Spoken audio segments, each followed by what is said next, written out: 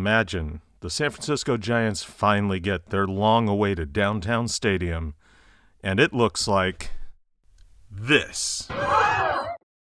Welcome to 25 years of history and trivia at Oracle Park. You know, we've been talking a lot about the plans for Oracle Park, but we haven't really talked about how we got here. The road to Oracle Park was long. I think a lot of Giants fans forget just how long and how crazy it was, and how close we came several times to losing the Giants and any new stadium chance. A lot of it started with the hope for a park close to here, downtown near the symbols of the city.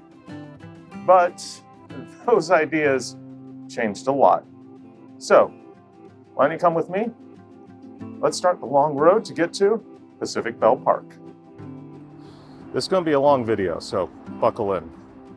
As the 1980s rolled in, San Francisco was in an era of transition, rebounding from tragedies and recession, and the city was looking for a new identity.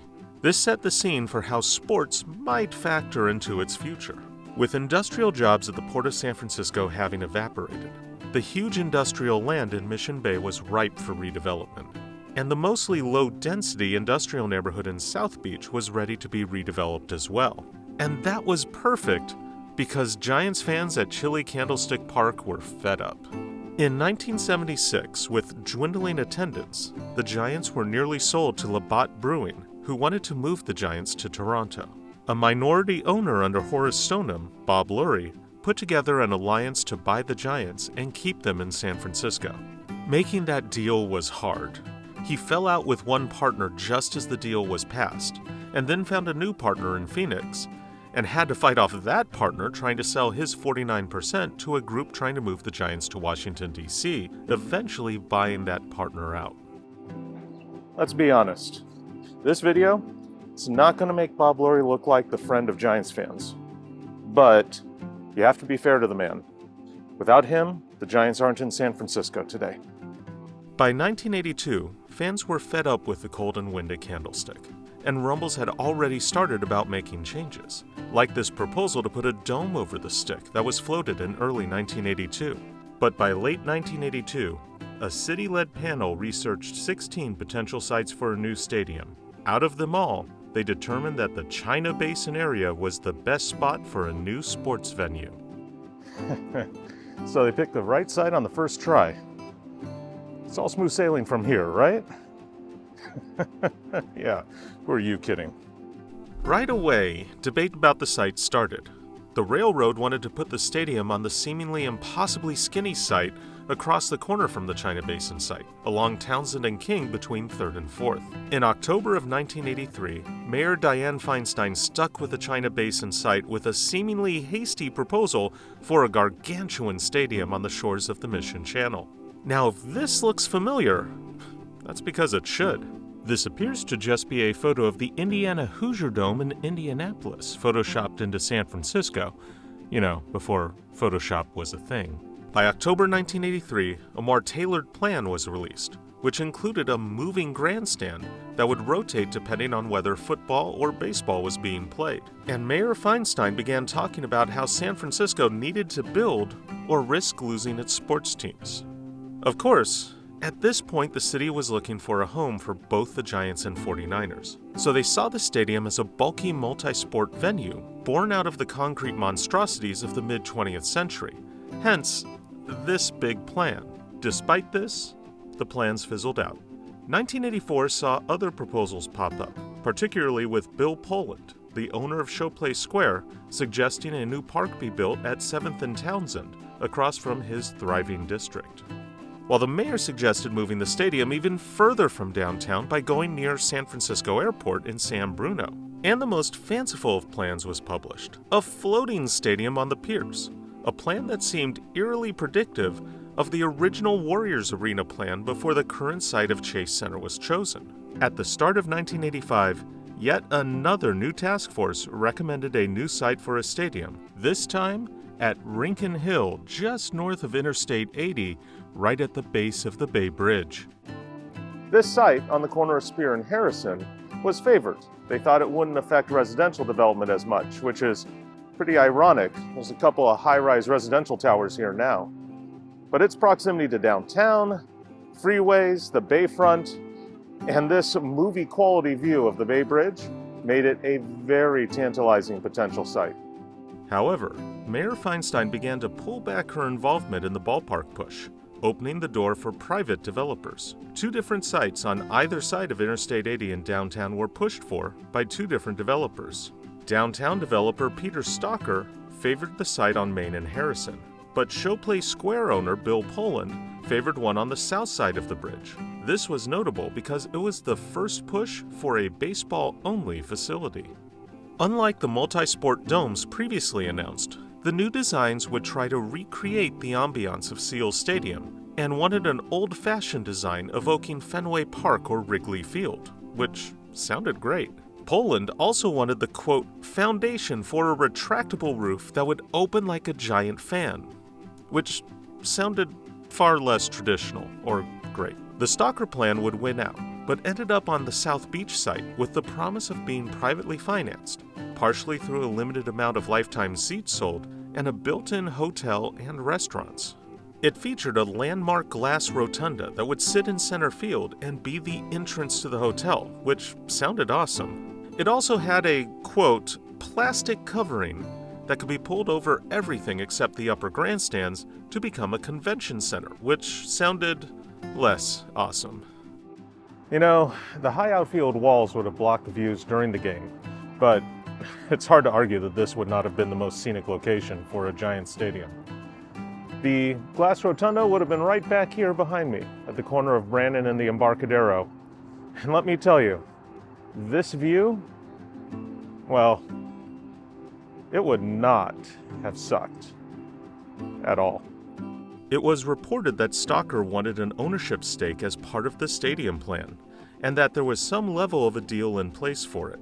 But they never actually got the land, as the land rights were given to high-end housing developers, and Stalker ended his push to build the new stadium. In October of 1985, with the collapse of the South Beach Stadium plan, Bob Lurie said he would never let the Giants play in Candlestick Park again, and he announced a plan to share the Oakland Coliseum with the A's until a new stadium was built.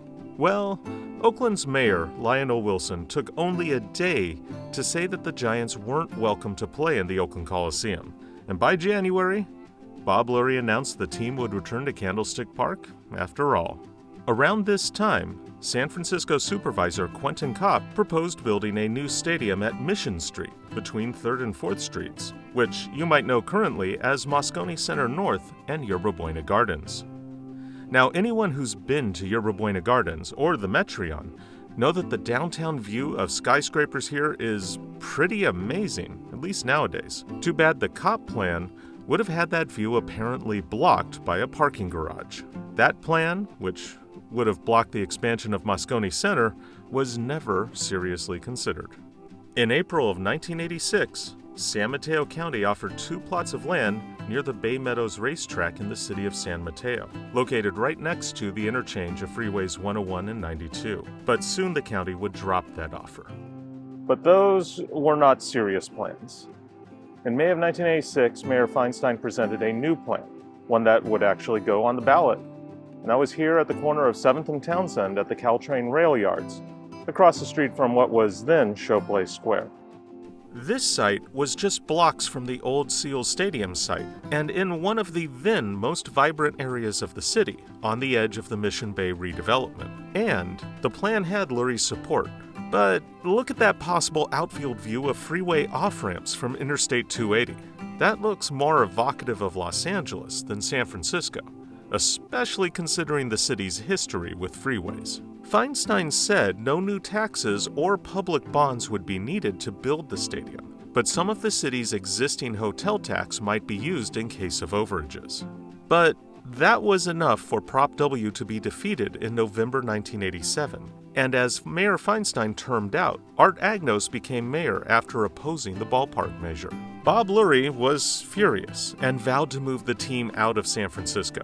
He reignited talks with Santa Clara County and San Mateo County, even talking about East Palo Alto and Half Moon Bay. But San Francisco tried again. In 1989, a private developer proposed a new sports entertainment complex taking over the entire Mission Creek and Caltrain sites, with a baseball stadium at China Basin, plus an arena built at 7th and Townsend next to Showplace Square. That grand plan began falling apart quickly, as the arena was shed from it with no likely basketball or hockey teams to call the arena home. But the stadium part of the proposal was put on the ballot by Mayor Art Agnos.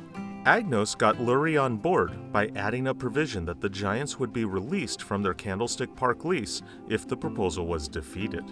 Tiny side note, in the push of that 1989 proposal, San Francisco Examiner columnist Joan Ryan brought up a new possibility for a baseball stadium there. Baseballs being hit into the bay by lefty slugger Will Clark. As far as I could find in my research, this was the very first time that what we now know as a splash hit was proposed. And just like the name of McCovey Cove, it was first proposed by a newspaper columnist.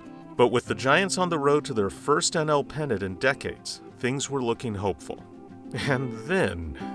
To get Dave Parker at second base, so the Oakland A's take. I'll tell you what, we got it hurt. The 1989 Loma Prieta quake changed many priorities for the city and its voters. Many people needed help that a ballpark just wouldn't give. Proposition P in 1989 failed by fewer than 2,000 votes. Lurie now turned his focus exclusively to the South Bay. He began playing the cities of Santa Clara and San Jose against each other. Initially, the favor was for Santa Clara, as this image of Bob Lurie wearing a Santa Clara Giants hat shows. And look, I don't mean to demean anyone, but Bob, if you're the owner of a baseball team and you wear your cap like this, I mean, you're clearly acting the part of the villain, right? The Santa Clara site was alongside a to-be-upgraded Highway 237 between Lafayette Street and Great America Parkway, with huge parking lots across both the highway and other streets. This is Santa Clara, and this is where the Giants Stadium would have been. As you can imagine, it's not much to look at here. It's all low-slung office buildings. But if you look the other way in the direction I'm facing, it's good to know that Santa Clara didn't give up on their pro sports stadium dreams. However, in 1992, San Jose's plan was officially chosen by the Giants and pushed with yet another voting proposal, this time to Santa Clara County voters. This plan was in the northeast corner of San Jose, right on the border of Milpitas, on Zanker Road between Route 237 and Tasman Drive. Well, down here in San Jose, I'll admit Coyote Creek's a pretty backdrop, although it's not exactly McCovey Cove. And the land here that would have been the Giants Stadium, well, now of course it's office buildings, part of the big Cisco complex here. This rendering purports to be that San Jose ballpark proposal, although I can't find an original source for that. However, that does appear to be Coyote Creek up there in the upper right, and the groves around it did represent the area at the time. The campaigning was strong, and I just can't get over this image of Orlando Cepeda wearing a prototype San Jose jersey. That hat is just awful, but I kinda like that jersey. The actual San Jose Giants may want to consider it. Of course, we all know what happened. The June 1992 proposal to Santa Clara County voters failed, and at the end of 1992, ironically, Lurie announced that he would sell the team to Tampa Bay investors. But MLB encouraged Lurie to sell to local investors, partially because they didn't want it to be all National League teams along the Sun Coast, from Miami to Tampa Bay to Atlanta. Peter McGowan's group bought the Giants, and they never looked back. They presented a new ballpark plan in 1996. And of course, it was at that originally identified site at China Basin, and it was a baseball-only stadium plan, evoking classic stadium ambiance. And it was privately financed, using many sources, including potentially lifetime seats. And of course, it had something about home run balls going into the water. It was a long and winding road to get here to Oracle Park, but you know, in the end, the Giants might have been a little lucky it took that long. They were able to get the right ownership and have a stadium that came at the right time And they put together some of the best ideas in some rather bad proposals that eventually got them this beautiful stadium. And hey, you know, if you really wanted to see those freeway ramps from the 7th and Townsend plan, you still can. Kind of. Well, this video's been just about long enough. You know what to do now. Go ahead, hit like and follow to get more of that Oracle Park and Giants Prospects content. I'll see you next time.